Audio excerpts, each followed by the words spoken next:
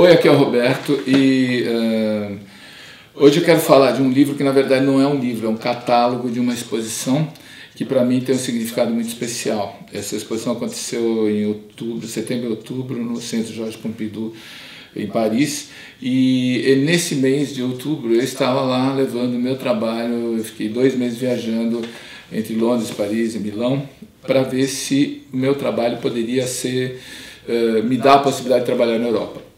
Eu estava nesse momento bastante interessado em seguir à frente para o meu projeto de fotografia e me sentia, embora tivesse um estúdio aqui em São Paulo com 5 funcionários, me sentia muito limitado e queria novas perspectivas, novos desafios. E aí essa viagem para mim foi interessante e eu voltei em março do ano seguinte, em março de 91.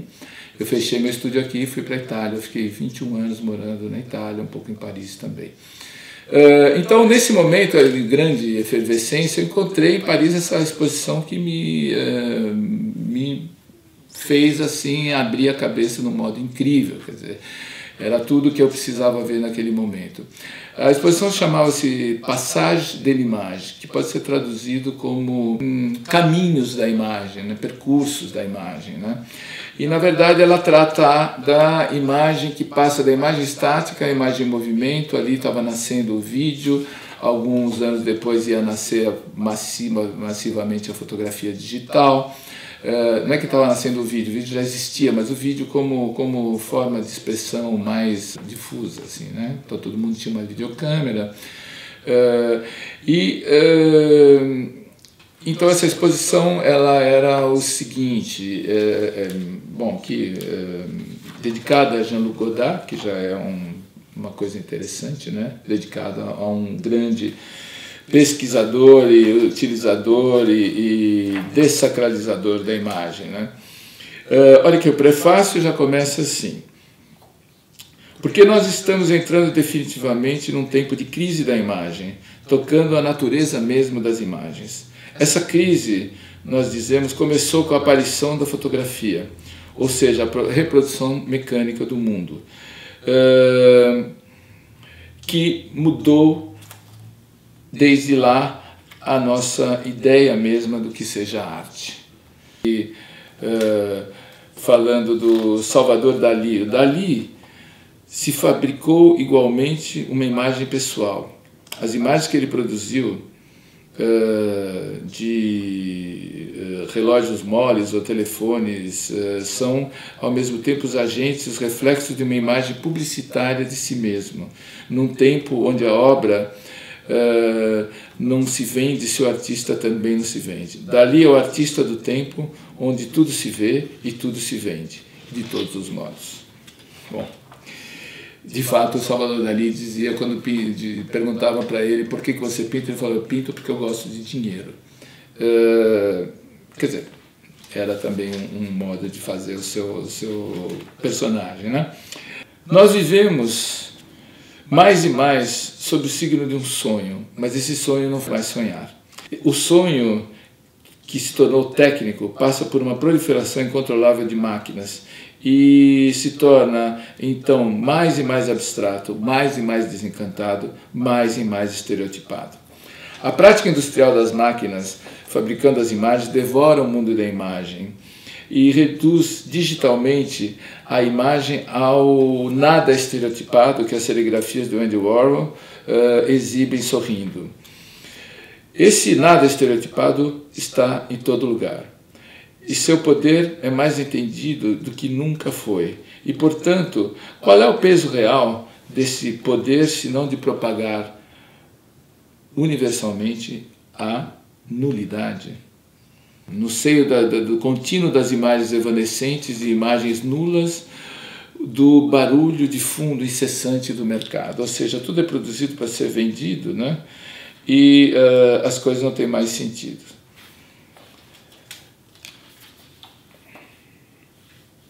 Aqui então já começa a ter aqui, Andy Warhol, quer dizer, as referências são todas aqui, Joachim Gersh, O Grande Amor, Andy Warhol, a atualidade da imagem. Então vamos lá. Aqui o trabalho de Sigmar Polke, um artista alemão muito interessante, outro artista importantíssimo, Gerhard Richter,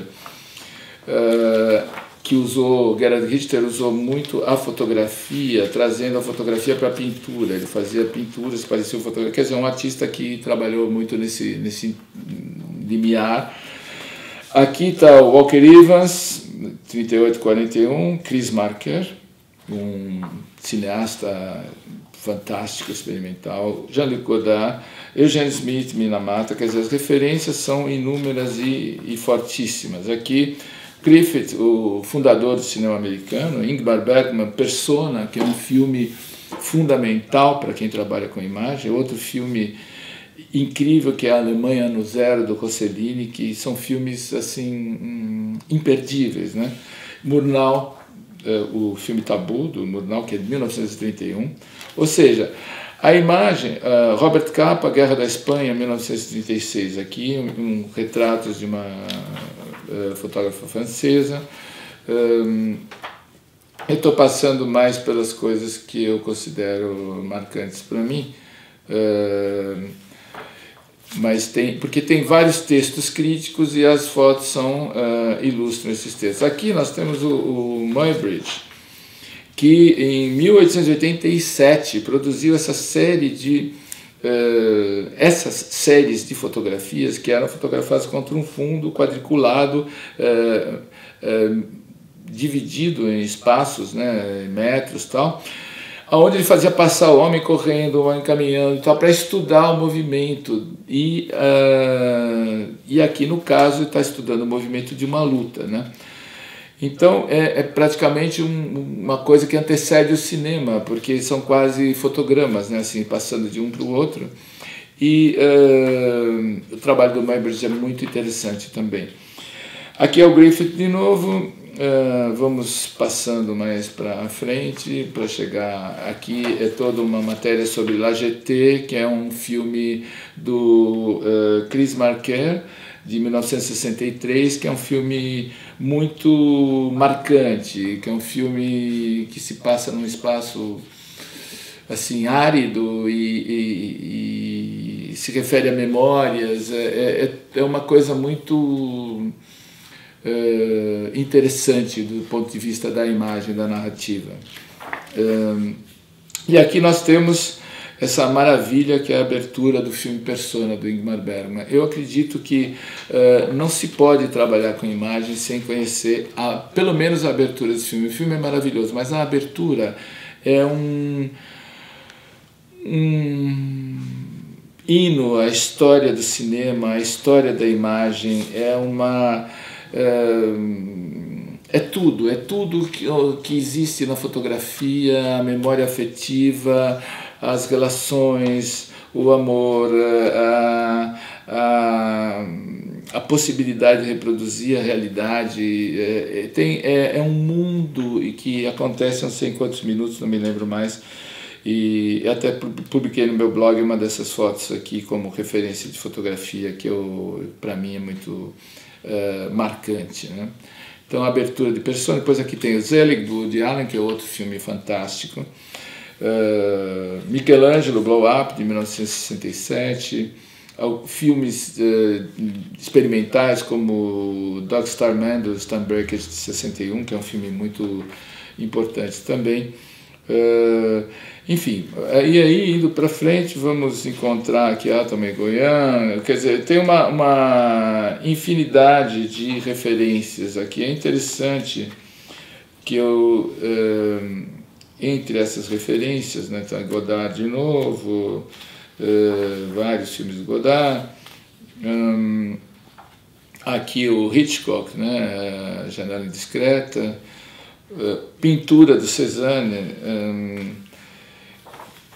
e Fritz Lang, outro cineasta fundamental, e aqui Arthur Omar, dois filmes do Arthur Omar, Ressurreição e Tesouro da Juventude, de 1977 e 88, junto com um filme do Ozu. Aqui Glauber Rocha, com Terra em Transe, que é outro filme fundamental, em qualquer referência com a história da linguagem cinematográfica, né? Alain Resnais.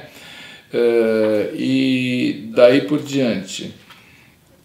François Truffaut de novo, aqui Andy Warhol, Sleep, que é um filme que dura horas, de uma pessoa dormindo, Orson Welles, Fellini, o Truffaut de novo. Ou seja, aqui mostra um pouco a riqueza, o Wim Wenders com Alice nas Cidades, Robert Zemeckis, né, com Roger Rabbit, Vitor Conte, a riqueza do que é a nossa filmografia, né, do que existe até hoje, né?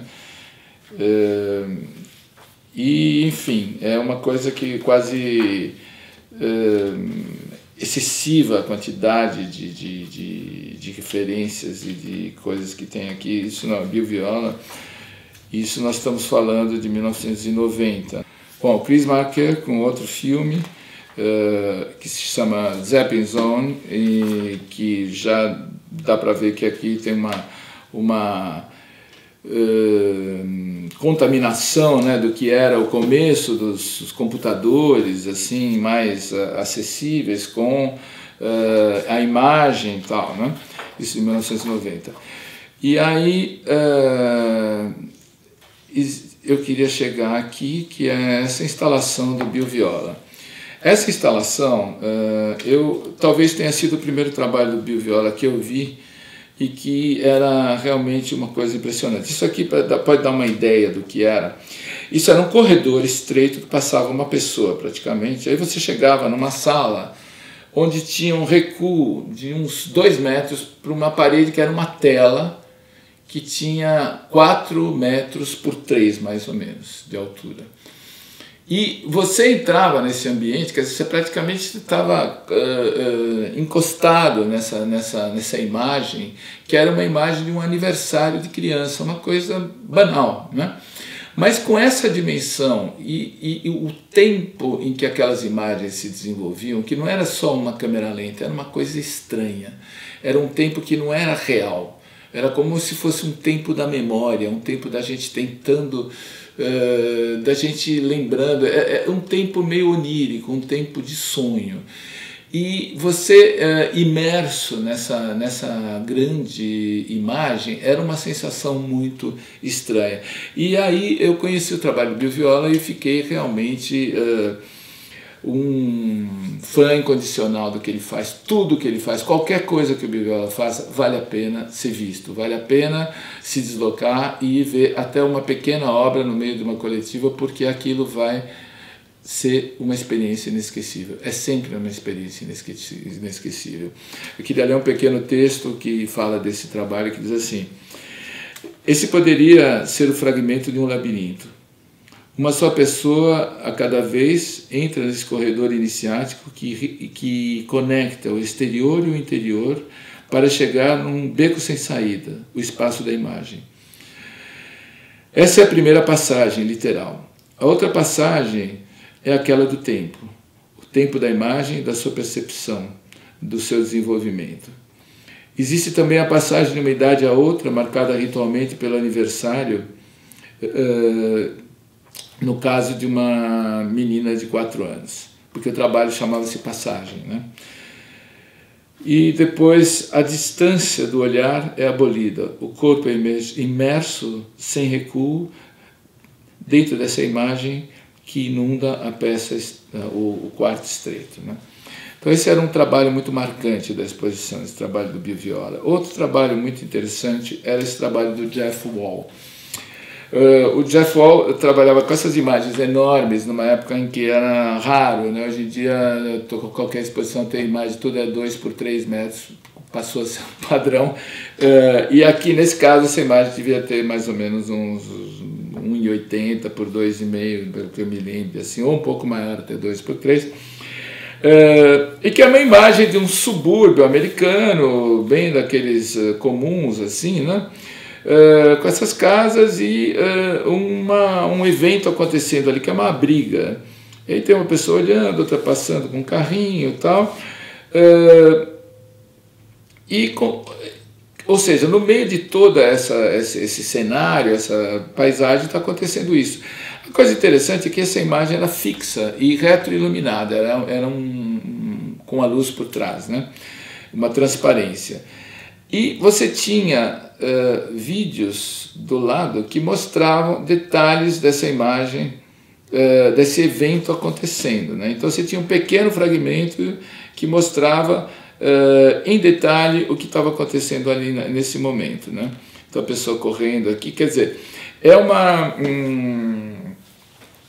uma situação bem interessante, porque você tem a fotografia que é estática, e aqui você tem esses fragmentos dessa fotografia que vão buscar